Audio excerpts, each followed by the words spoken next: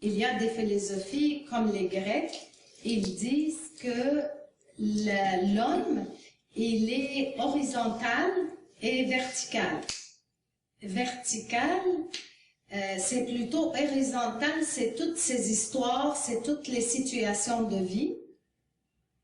Et vertical, c'est tout ce qui se passe à l'intérieur de lui. Mais dans notre vie, ce qui se passe à l'intérieur de nous, c'est vraiment de l'inconnu.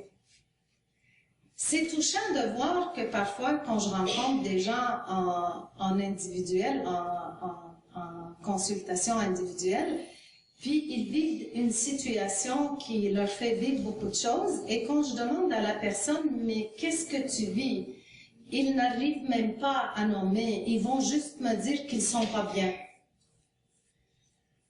Et quand je dis, d'accord, tu y es pas bien, mais c'est quoi l'émotion? Est-ce que tu peux être à l'écoute de de c'est quoi qui est présent? Ils vont partir à me parler plutôt de la situation. L'autre m'a dit une telle affaire, puis que ça n'a pas d'allure, puis s'il a fait ça, ça n'aura pas passé, puis là, je les ramène à eux. Je dis, oui, c'est vrai ce que tu dis, mais ça te fait quoi, toi? Puis la personne va répondre, je suis pas bien. Puis là, je dis, mais qu'est-ce que tu penses que tu vis? Est-ce que c'est de la tristesse? Est-ce que c'est de la colère? La colère? Mais c'est pas de ma faute. C'est l'autre qui a dit une telle affaire, puis s'il n'a pas dit une telle affaire, ça aura pas fait ci. Alors, on va repartir à parler de la situation. Pourquoi? Parce qu'on n'a aucune espèce d'idée de ce qu'on vit à l'intérieur de nous. Aucune espèce d'idée. Ce qu'on connaît, c'est comme très minime. On connaît les choses générales. On va dire, je suis bien, je suis pas bien, je suis déprimé.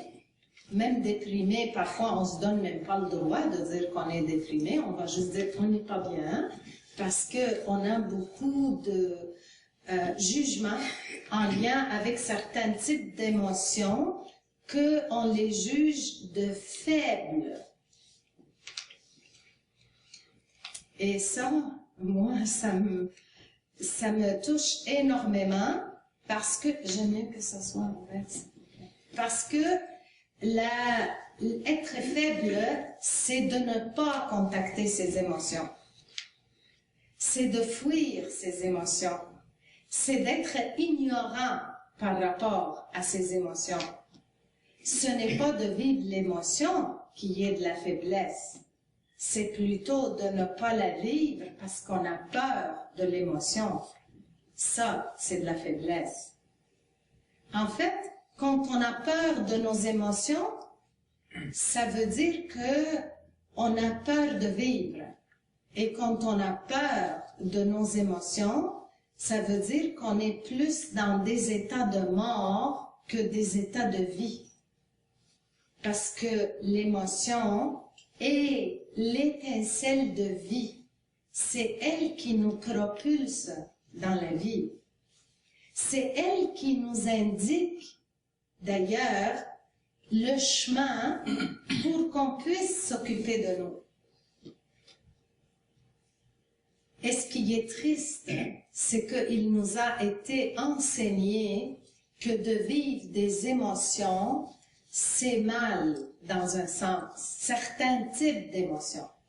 Alors là, les personnes, ce qu'ils vont me dire parfois, moi je veux vivre la joie, je veux vivre juste la béatitude et la joie. Et quand je leur réponds, mais si tu vis pas de la tristesse, tu ne peux pas vivre de la joie, ils comprennent pas. Je veux me débarrasser de la tristesse. Mais tu es un être humain. Si tu vois une personne qui est écrasée dans la rue, est-ce que ça va te rendre triste? C'est parce que tu es un être humain. Si tu attendais ta sœur et il t'appelle pour te dire qu'elle est malade puis elle est rentrée à l'hôpital, est-ce que tu vas être triste? C'est tout à fait humain. Alors, toutes les émotions sont la vibration de vie, mais notre éducation nous ont rendu des personnes somnambules, dans un sens, pour qu'on ne soit pas en réel contact avec nous-mêmes et qu'on assume ce qui se passe à l'intérieur de nous.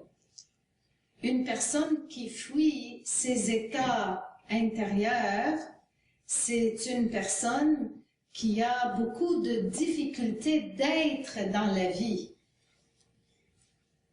Et comme j'ai dit au début, nous sommes dans une ère de transformation et on cherche le bien-être et il y a beaucoup je dirais, des enseignements ou des approches qui nous font aussi croire que ces transformations-là peuvent passer quasiment en cliquant les doigts, en ayant une pensée, en faisant un petit rituel, en méditant.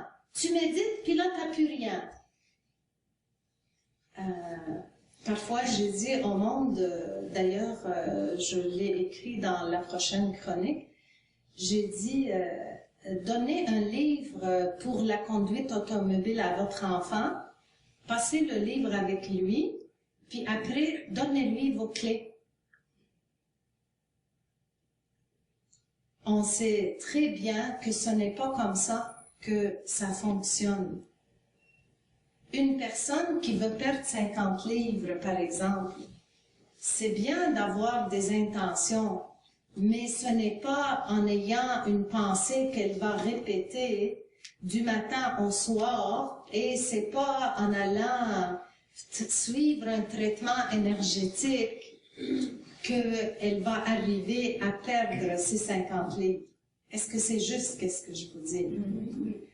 Alors, actuellement, dans cette ère de transformation, on cherche énormément, j'appelle ça le marchandage de la pensée magique.